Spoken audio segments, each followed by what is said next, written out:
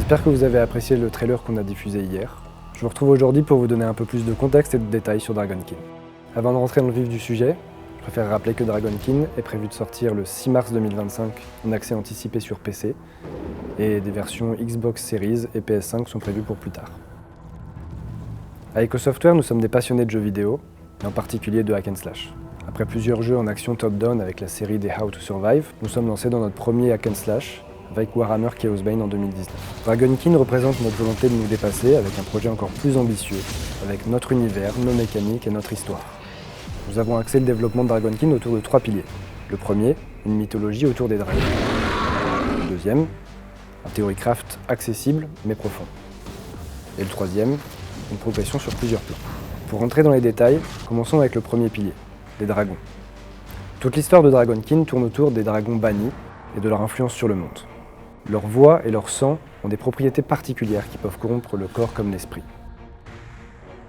L'univers de Dragonkin s'est inspiré du mythe du dragon sous toutes ses formes, et vous verrez que le bestiaire, les décors et les personnages reflètent cette diversité. Mais attention, tout n'est pas aussi manichéen que ce qu'on pourrait le penser. Ce ne sont pas que des méchants dragons oppresseurs contre des gentils humains qui se défendent. Au lancement de l'accès anticipé, vous aurez le choix entre 3 personnages. Le premier, l'auteur de Mon Dragon, est un chevalier qui se prépare depuis son plus jeune âge à libérer l'humanité de l'influence draconique. Il est équipé d'un arsenal pour le moins ardent. La deuxième, Electrane, oracle d'un monde déchu, c'est une sans-dragon comme on les appelle. Elle a des pouvoirs électriques qui lui proviennent d'un ancien dragon. Et enfin le troisième, Ulrich Haraldsson, est un grand guerrier des terres du Nord. Il est lui aussi un sang-dragon, mais qui vient d'un rituel barbare à base de sang de dragon de glace. Un quatrième personnage est en cours de développement et sera disponible plus tard.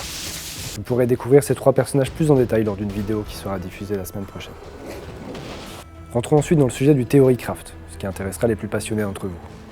Dragonkin nous amène à chasser des dragons, mais c'est avant tout un jeu de type hack and slash. Donc il y aura forcément des tas d'objets aux statistiques aléatoires, une itémisation un peu complexe, des compétences actives et passives, ainsi que des systèmes d'artisanat. Mais ce n'est pas tout. Sans rentrer dans trop de détails qui seront le sujet d'une future vidéo, notre objectif était de faire en sorte que les compétences soient elles aussi une partie de l'itémisation, au même titre que l'équipement dans tout bon jeu du jeu. C'est là qu'intervient la grille ancestrale, un système où c'est à vous de constituer votre arbre de compétences à partir de fragments obtenus au combat ou en récompense d'activité. Chaque butin vous permet petit à petit d'améliorer vos compétences et tel un puzzle, vous pourrez optimiser leur placement avec celui des modificateurs pour tirer parti de votre espace limité. Spoiler alert, très rapidement dans l'histoire, vous serez accompagné d'un dragonnet, qui est une créature dressée pour affronter sa propre espèce. Ce dragonnet agit un peu comme une spécialisation de vos héros, permettant de lancer des tas d'effets sous condition. Le dragonnet aura en plus sa place dans la grille ancestrale, complexifiant encore plus vos choix.